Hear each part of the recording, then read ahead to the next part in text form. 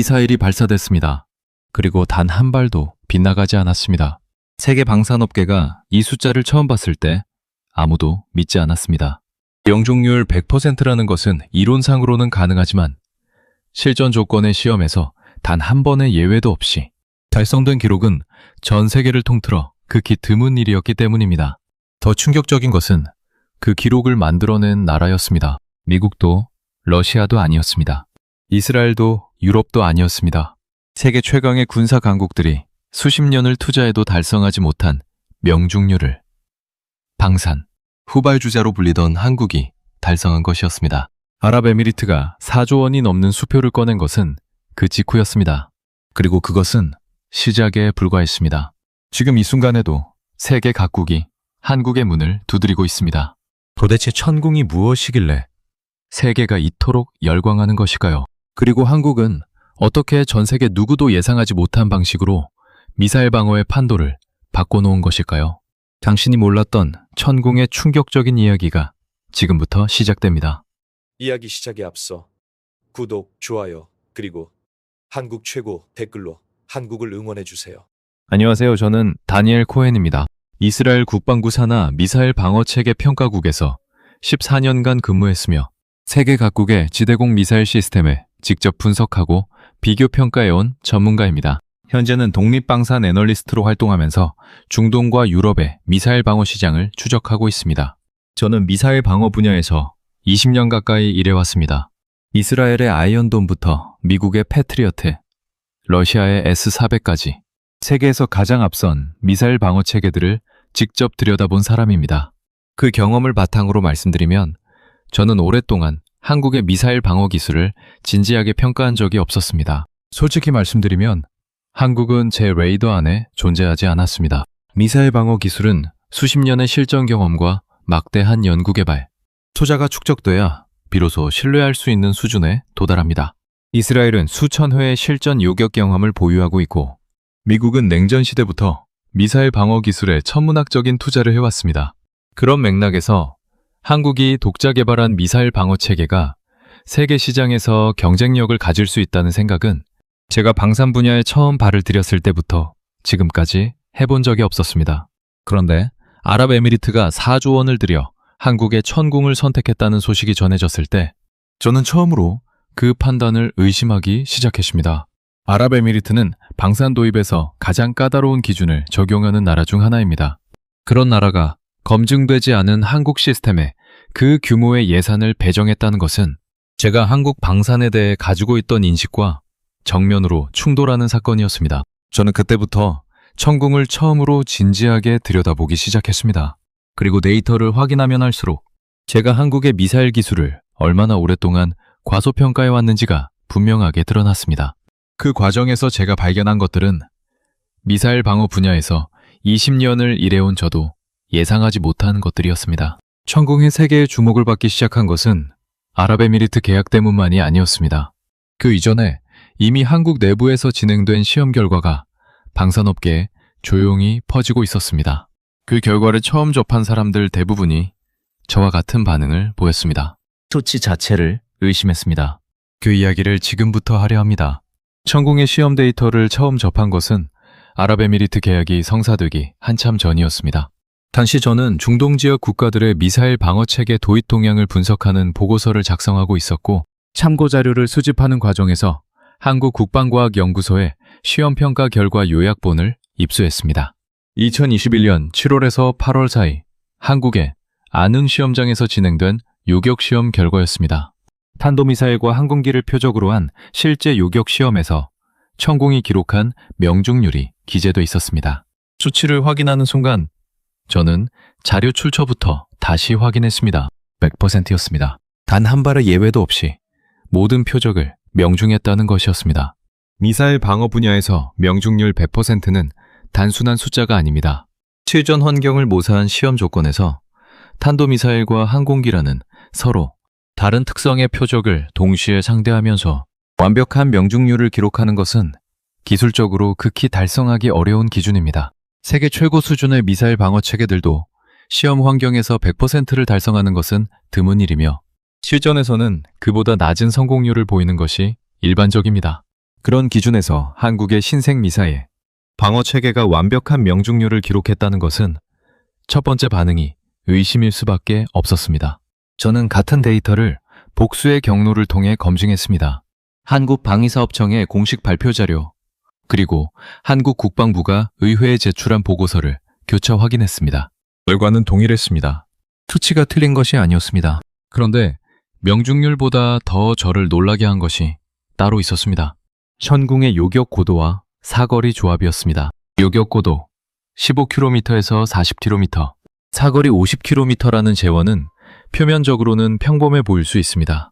그런데 이 수치가 의미하는 것을 미사일 방어 체계의 실전 운용 관점에서 해석하면 이야기가 달라집니다. 적어도 항공기 위협부터 중거리 탄도미사일까지를 단일 체계로 동시에 대응할 수 있는 요격, 고도 범위를 독자 기술로 달성했다는 것은 체계의 설계, 완성도가 상당한 수준에 도달했다는 것을 의미하기 때문입니다. 특히 최고 속도 마하 4에서 5라는 수치는 중요한 함의를 가졌습니다. 탄도미사일을 요격하려면 요격체 자체의 속도가 충분히 빨라야 합니다.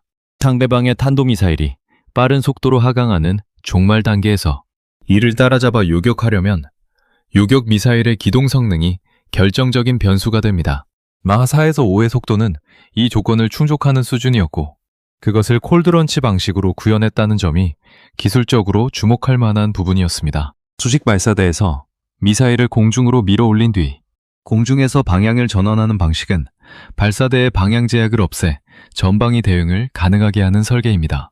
저는 이 데이터들을 하나씩 확인하면서 한 가지 결론에 도달했습니다. 한국이 이 체계를 개발하기 위해 얼마나 오랜 시간을 투자했는지를 이해하지 않고서는 이 성능이 나온 이유를 설명할 수 없다는 것이었습니다.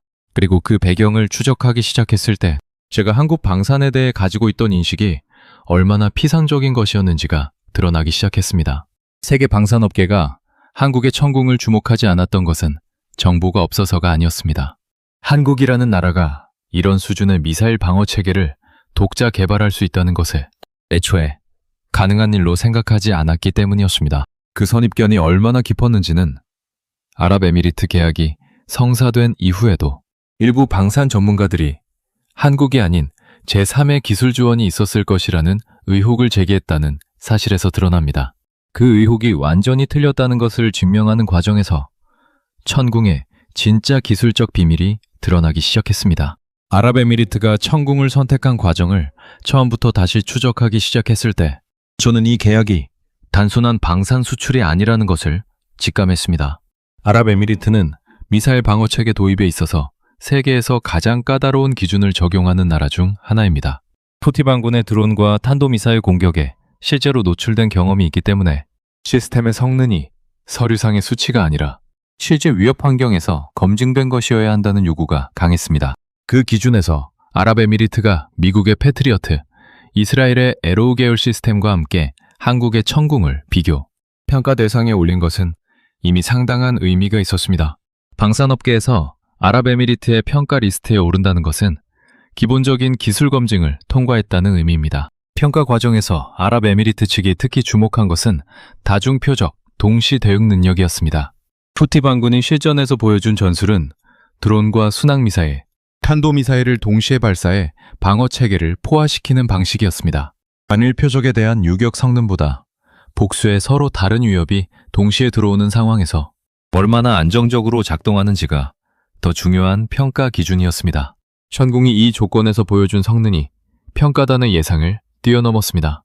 복수의 표적을 동시에 추적하고 요격 우선순위를 자동으로 결정하는 교전, 관리 시스템의 반응 속도와 정확도가 경쟁 시스템들과 비교해 뒤처지지 않는 수준이었습니다.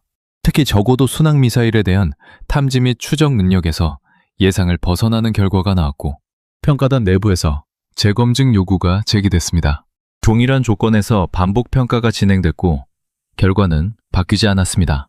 4조 2,900억 원 규모의 계약이 체결된 것은 그 직후였습니다. 이 계약이 방산업계에 던진 충격은 금액 자체보다 그 의미에 있었습니다. 아랍에미리트가 미국과 이스라엘의 검증된 시스템 대신 한국의 체계를 선택했다는 것은 기술평가 결과가 그만큼 압도적이었다는 방증이었습니다.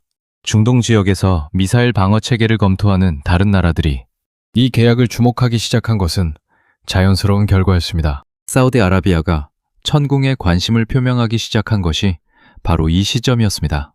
사우디는 아랍에미리트보다 훨씬 더 직접적인 미사일 위협에 노출되어 있는 나라입니다. 예멘 내전 과정에서 수도 리야드를 포함한 사우디, 주요 도시들이 후티 반군의 탄도미사일과 드론 공격을 반복적으로 받았고 기존에 운용하던 미국산 패트리어트 시스템만으로는 포화 공격에 완전히 대응하기 어렵다는 것이 실전에서 확인됐습니다. 사우디가 천궁을 추가 방어 침유로 검토하기 시작한 것은 이 실전 경험에서 나온 판단이었습니다. 유럽이 이 흐름에서 완전히 소외된 것은 우연이 아니었습니다. 유럽은 지대공 미사일 방어 분야에서 독자적인 체계를 갖추지 못한 채 미국 기술에 의존하거나 공동개발 방식으로 시스템을 운용해왔습니다. 중동 국가들이 미국 기술 의존도를 낮추면서도 높은 성능을 유지하는 대안을 찾는 상황에서 유럽이 내놓을 수 있는 독자적인 미사일 방어 체계는 사실상 존재하지 않았습니다. 한국의 천궁이 그 공백을 정확하게 파고든 것이었습니다. 저는 이 지점에서 한국이 미사일 방어 분야에서 어떻게 이 수준에 도달할 수 있었는지를 이해해야 했습니다.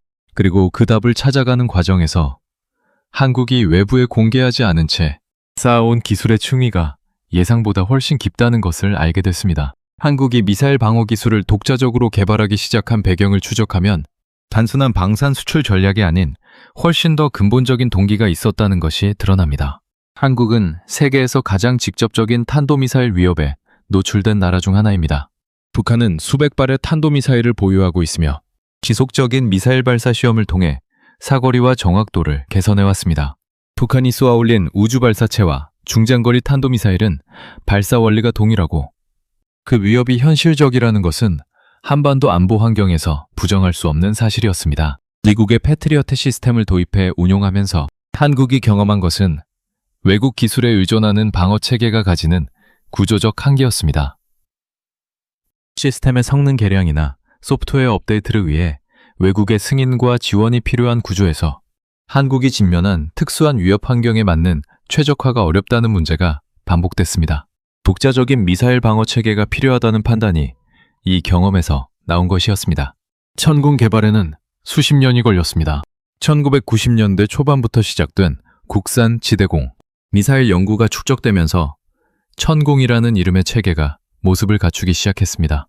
외부에서 보기에 한국의 미사일 방어 개발은 더디고 불확실한 과정처럼 보였습니다. 세계 방산업계가 한국의 독자 미사일 방어 체계를 진지하게 주목하지 않은 것도 그런 인식에서 비롯됐습니다. 수십 년에 걸친 개발 과정에서 한국이 실제로 어떤 기술을 축적하고 있었는지를 외부에서는 제대로 파악하지 못했습니다. 그 기술 축적의 결과가 2021년 시험에서 처음으로 수치로 드러난 것이었습니다. 방산업계에서 한국의 천궁을 두고 가장 자주 제기된 의문은 실전 검증 여부였습니다. 이스라엘의 아이언돔이나 미국의 패트리어트와 달리 천궁은 실제 교전 상황에서 사용된 기록이 없었습니다.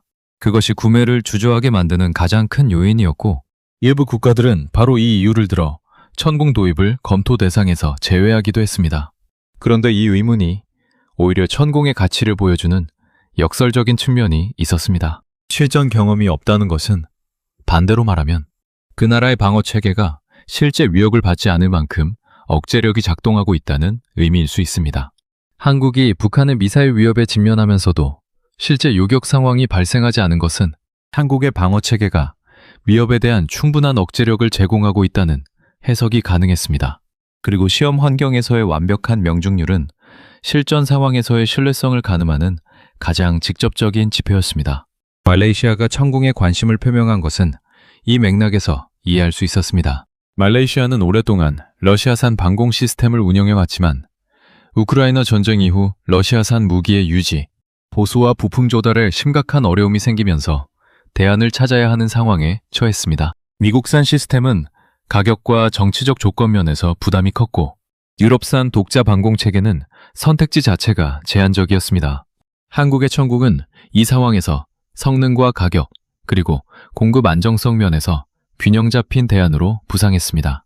저는 이 흐름을 추적하면서 한국 천궁의 수출 전략에서 일관된 패턴을 발견했습니다. 아랍에미리트에서 시작된 실전 배치 경험이 쌓이면서 천궁의 실제 운용 신뢰성이 데이터로 축적되고 있었습니다. 이 데이터가 다른 잠재 고객들의 도입 결정에 결정적인 참고 자료가 되는 구조였습니다. 한국이 첫 번째 수출 계약에서 최고의 성능을 검증받는 데 집중한 이유가 여기에 있었습니다. 아랍에미리트라는 가장 까다로운 고객에게 인정받은 것이 그 이후의 모든 협상에서 강력한 기준점이 됐습니다. 그런데 저는 이 시점에서 천궁의 이야기에서 아직 외부에 충분히 알려지지 않은 부분이 있다는 것을 직감했습니다. 한국이 천궁의 성능 개선에 지속적으로 투자하면서 준비하고 있는 다음 단계가 무엇인지, 그리고 그것이 왜 사우디아라비아를 포함한 중동 국가들이 한국과의 협상, 페이블을 떠나지 않는 이유와 연결되는지를 파악하기 위해서는 더 깊이 들어가야 했습니다. 한국방위사업추진위원회가 천궁의 성능 개선 안건을 의결했다는 소식이 알려졌을 때 방산업계의 반응은 대체로 무덤덤했습니다. 기존 시스템의 성능 개선은 방산 분야에서 일상적인 일이고 그것이 특별한 주목을 받을 만한 사건으로 인식되지 않았습니다. 저 역시 처음에는 그렇게 봤습니다. 이미 충분히 검증된 시스템을 조금 더 개량하는 것이라고 판단했고 그것이 방산 시장에서 어떤 의미를 가지는지를 진지하게 분석하지 않았습니다. 그런데 성능 개선의 구체적인 방향을 들여다봤을 때 판단이 바뀌었습니다. 한국이 추진하고 있는 천궁의 성능 개선은 단순한 소프트웨어 업데이트 수준이 아니었습니다. 요격 고도와 사거리를 확장하면서 동시에 교전 가능한 표적의 범위를 넓히는 방향, 그리고 복수의 천궁 포대가 하나의 통합된 방어망을 형성하는 네트워크, 연동 능력을 강화하는 방향이 핵심이었습니다. 이것은 단일 포대의 성능을 높이는 것을 넘어서 여러 포대가 연동해 더 넓은 지역을 더 촘촘하게 방어하는 체계를 만드는 것이었습니다. 사우디아라비아가 이 부분에 집중적으로 관심을 보인 이유가 바로 여기에 있었습니다. 사우디의 방공 문제는 단일 위협에 대한 대응이 아니라 광대한 국토 전체에 걸쳐 분산된 복수의 위협에 동시에 대응하는 것이었습니다. 후티 반군의 드론과 탄도미사일은 사우디 영토 전역에서 다양한 방향과 고도로 들어오는 형태로 진화하고 있었고 단일 포대 중심의 방어 체계로는 이 위협에 효과적으로 대응하기 어렵다는 것이 실전에서 확인됐습니다. 복수의 포대가 네트워크로 연동되어 통합적으로 작동하는 방어 체계가 필요했고 한국이 천궁의 성능 개선에서 추구하는 방향이 정확하게 그 요구와 맞닿아 있었습니다. 한국 정부가 천궁 수출을 단순한 기업 차원의 거래로 접근하지 않고 정부가 직접 나서는 방산 외교로 격상시킨 것도 이 맥락에서 이해됩니다. 방산 수출은 정부 대 정부 사업이기 때문에 정부의 전방위적 협력이 핵심이라는 방산업계의 판단이 실제 전략으로 구현되고 있었습니다. 한국 정부가 중동 순방에서 방산 협력을 핵심 의제로 다루고 국방 관계자들이 직접 잠재 고객국의 군 고위층과 접촉하는 방식으로 정부와 산업이 하나의 팀처럼 움직이는 구조가 만들어졌습니다. 이 구조가 경쟁국들과 비교해 어떤 차이를 만들어내는지는 중동 시장에서의 결과가 보여줬습니다. 터키가 국가 차원의 공격적인 수출 지원으로 방산 시장에서 빠르게 입지를 넓혀가고 있는 것처럼 한국도 정부 주도의 방산 외교를 통해 민간 기업만으로는 뚫기 어려운 시장의 문을 열어가고 있었습니다. 그리고 그 노력이 가장 직접적인 결실로 나타난 것이 아랍에미리트 계약이었고 사우디아라비아와의 협상 진전이 그 다음 단계였습니다. 저는 이 모든 과정을 분석하면서 한국의 천궁이 단순한 미사일, 방어 체계를 넘어서는 전략적 의미를 가지고 있다는 것을 인식하기 시작했습니다. 그런데 그 전략적 의미의 가장 핵심적인 부분은 아직 드러나지 않았습니다. 한국의 미사일 방어 분야에서 세계가 예상하지 못한 방식으로 확보하고 있는 기술적 우위의 실체가 다음 단계에서 비로소 모습을 드러내기 시작했습니다. 한국 천궁의 기술적 우위가 어디서 오는지를 추적하는 과정에서 저는 한국이 미사일 방어 체계를 개발하면서 구축한 기반 기술의 층위가 외부에서 인식하는 것보다 훨씬 깊다는 것을 확인했습니다.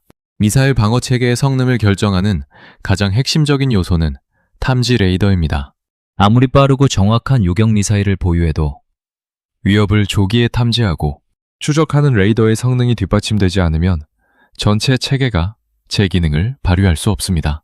특히 탄도미사일처럼 빠른 속도로 하강하는 표적을 유격하려면 탐지에서 유격 결정까지의 시간을 극도로 줄이는 것이 관건입니다. 천궁에 탑재된 다기능 레이더는 이 요구를 충족하기 위해 독자 개발된 시스템이었습니다. 복수의 표적을 동시에 탐지하고 추적하면서 각 표적의 위협 수준을 실시간으로 평가해 유격, 우선순위를 결정하는 능력이 이 레이더의 핵심입니다. 방산 전문 매체들이 천궁의 레이더 시스템을 분석한 결과에서 공통적으로 주목한 것은 전자전, 교란 환경에서의 탐지 성능 유지 능력이었습니다. 적이 전파 교란을 시도하는 상황에서도 안정적인 탐지와 추적을 유지하는 것은 실전에서 가장 중요한 성능 지표 중 하나입니다. 이 레이더 기술이 어디서 나왔는지를 추적하면 한국의 방산 기술 생태계의 구조가 드러납니다.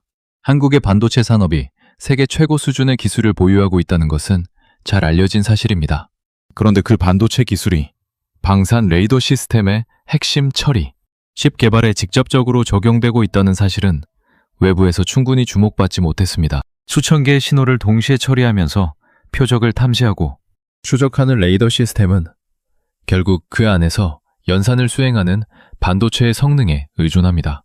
세계 최고 수준의 반도체 제조 역량을 보유한 한국이 방산 특화 레이더 처리 칩을 개발했을 때 그 시스템의 성능이 경쟁국들을 압도하는 것은 논리적으로 자연스러운 결과였습니다. 한국 방산 대기업이 민간 반도체 사업과 방산 사업을 동시에 운영하는 구조에서 이 기술 전환이 이루어졌습니다.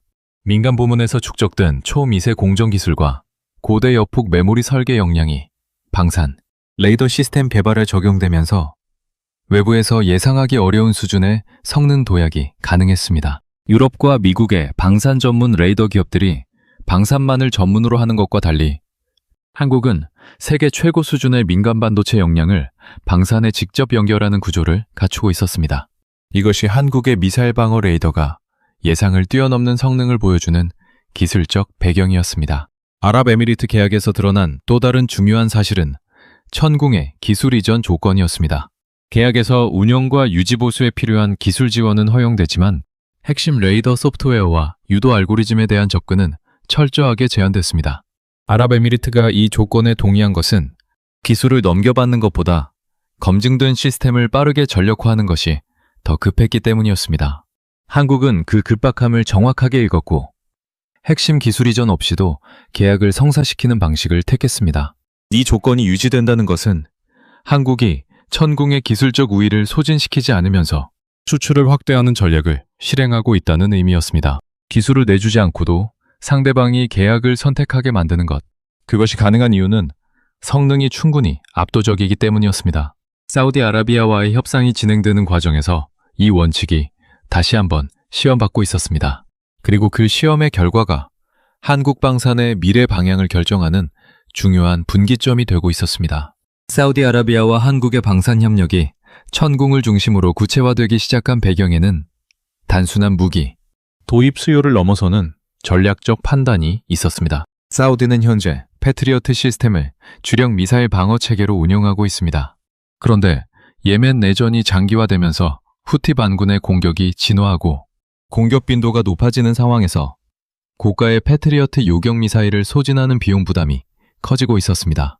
패트리어트 요격 미사일 한 발의 가격은 수백만 달러에 달하는 반면 후티 반군이 사용하는 드론과 저가형 미사일의 가격은 그보다 훨씬 낮습니다. 비용 비대칭 문제가 사우디 방공 전략의 핵심 과제로 부상했습니다. 천궁 요격 미사일 한 발의 가격이 약 15억 원 수준이라는 것은 이 맥락에서 중요한 의미를 가집니다. 패트리어트 대비 저렴한 요격 미사일로 저가형 위협을 처리하고 고가의 패트리어트는 더 심각한 위협에 집중하는 방식으로 방어 체계를 계층화하는 전략이 사우디에게 실질적인 비용 효율성을 제공할 수 있었습니다. 성능과 비용 두 가지 측면에서 천궁이 사우디의 현실적인 요구와 맞아떨어지는 지점이 존재했습니다. 유럽이 이 공간에서 경쟁할 수 없다는 것은 명확했습니다. 독자적인 중거리 지대공 미사일 방어 체계를 보유한 유럽 국가는 사실상 없었고 기존 유럽산 방공 시스템들은 가격이나 성능 면에서 사우디의 요구를 충족하지 못했습니다. 미국 기술에 대한 의존도를 낮추면서도 높은 성능을 유지하려는 사우디의 방향과 독자, 기술을 보유한 한국의 천궁이 맞닿는 지점이 바로 이곳이었습니다.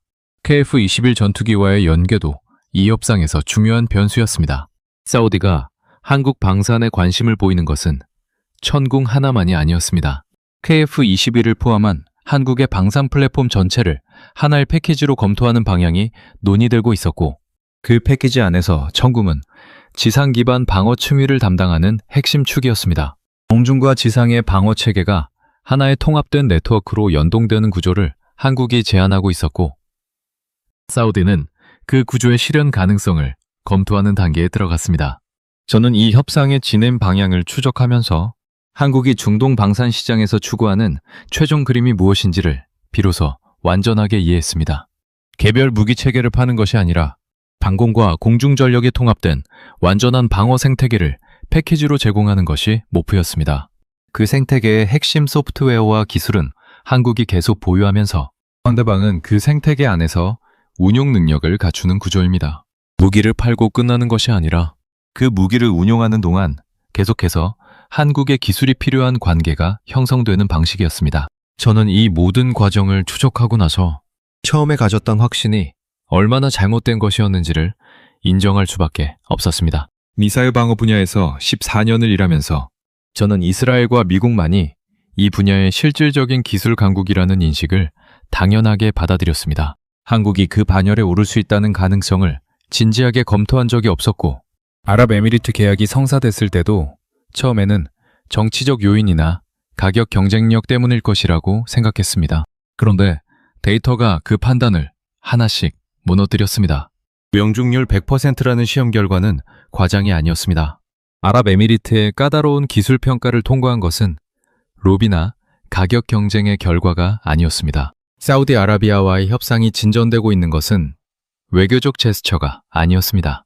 그 모든 것의 배경에는 수십 년에 걸쳐 조용히 쌓아온 한국의 기술력이 있었습니다. 북한의 미사일 위협이라는 가장 직접적인 안보 현실을 마주하면서 한국은 외국 기술에 의존하지 않는 독자적인 방어 역량을 갖추기 위해 수십 년을 투자했습니다. 그 투자가 지금 세계 방산 시장에서 결실로 나타나고 있었습니다. 무시당하면서도 개발을 멈추지 않았고, 의심받으면서도 기술을 갈고 닦았으며, 후발주자라는 꼬리표를 달고도 세계 최고 수준의 명중률을 달성했습니다. 아랍에미리트가 선택하고 사우디아라비아가 주목하며 말레이시아가 관심을 보이기 시작한 것은 한국, 천궁의 이야기가 이제 막 시작됐다는 신호였습니다. 그리고 그 이야기의 중심에는 세계가 뒤늦게 인정하기 시작한 하나의 사실이 있었습니다. 진짜 기술 앞에서 편견과 선입견은 영원히 유지될 수 없다는 것이었습니다.